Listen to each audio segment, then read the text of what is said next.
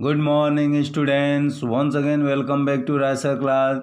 Students, today I am going to start a new lesson second, Nelson Mandela from your first flight, long walk to freedom. So please open your textbook, lesson second. I am going to read the first paragraph, so please listen to me very attentively. This lesson is an extract from Mandela's autobiography titled Long Walk to freedom.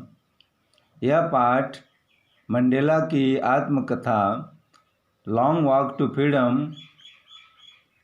का एक अंश है। Here we find a description of the inauguration ceremony. यहाँ हम एक उद्घाटन समारोह का वर्णन प्राप्त करते हैं। It was a very pleasant occasion. यह एक बहुत ही आनंददायक अवसर था। His party African national Congress won 252 out of 400 seats in the first democratic elections in South Africa। उनकी पार्टी अफ्रीकन राष्ट्रीय कांग्रेस ने दक्षिण अफ्रीका के पहले प्रजातांत्रिक चुनाव में 400 सीटों में से 252 सीट जीती थी।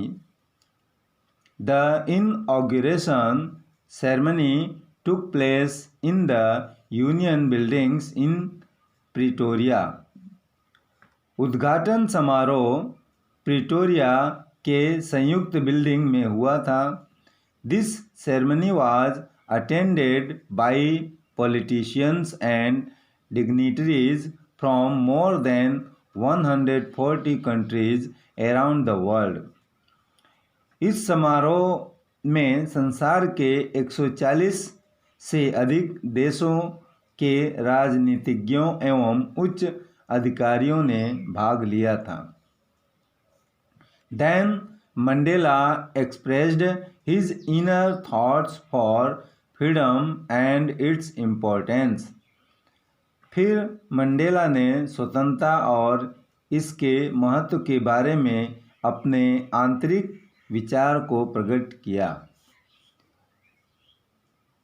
It was a clear and bright morning of 10 मई 1994। 10 मई 1994 की सुबह स्पष्ट और चमकदार थी। Many world leaders gathered there। बहुत से विश्व प्रसिद्ध नेता वहाँ पर इकट्ठे हुए थे। They wanted to pay respect to a new democratic non-racial government। वे एक नई प्रजातांत्रिक गैर रंगभेद वाली सरकार को सम्मान देना चाहते थे। Thus, there was a large gathering of world leaders in the ceremony। इस प्रकार कार्यक्रम में विश्व प्रसिद्ध नेताओं की एक बड़ी संख्या एकत्रित हुई थी। It was the end of white supremacy in South Africa। दक्षिण अफ्रीका में अंग्रेजों की वर्चस्वता का अंत था। In this ceremony his daughter Zenani also accompanied him. इस कार्यक्रम में उनकी पुत्री जिनानी भी उनके साथ थी। The auth ceremony took place in union buildings in Pretoria. शपथ ग्रहण समारोह प्रिटोरिया के यूनियन बिल्डिंग्स में आयोजित किया गया था। First of all mister de Klerk was sworn in as second deputy president.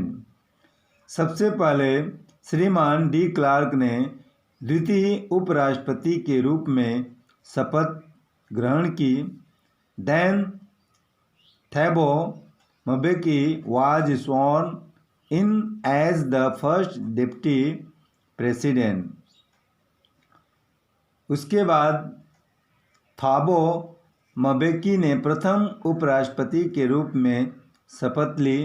Then Mandela's turn came. तब मंडेला की बारी आई. And he was sworn in as the president. और उन्होंने राष्ट्रपति की शपथ ली. He eagerly took an oath for the welfare of the people.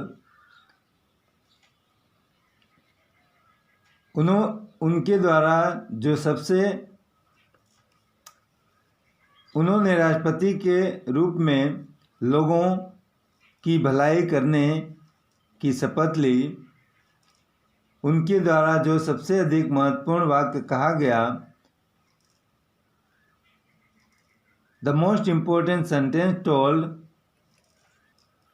by him was that never, never and never again shall it be that this beautiful land will again experience the oppression of one by another. उनके द्वारा सबसे महत्वपूर्ण बात यह कहा गया कि कभी एक व्यक्ति द्वारा दूसरे व्यक्ति के उत्पीड़न का अनुभव नहीं करेगा.